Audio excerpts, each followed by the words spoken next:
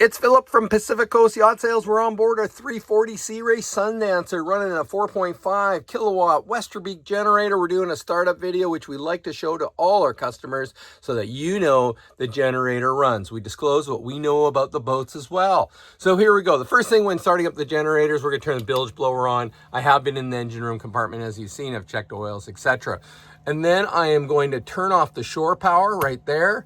Right there, slide over the safety switch, just turn on the generator. The reason why is that you don't want to have 120 coming in two ways into a boat, which would create 240, which would cause some problems. So we isolate the generator, we hit the start on there, we turn it on, and we hit the preheat now. We hold it for 15 to 20 seconds. It's a nice warm day, and then we hit the run switch. Here we go. Hold on to both for a second. Fired up beautifully.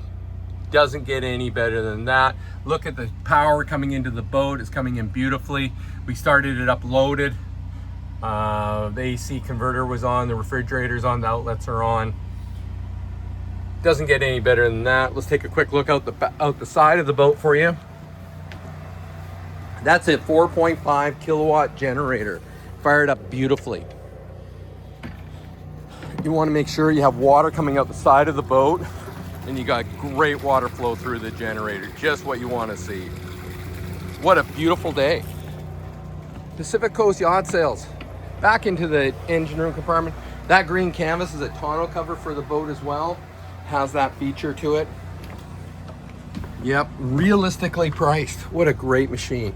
And then back to our panel. There we go. That's our generator startup video on our 340 Sea Ray Sundancer 1999. This is probably the finest 340 Sea Ray on the coast today. Look at the price. Look at what you're getting here. This is a ton of boat. Can't wait to show it. Thanks for watching.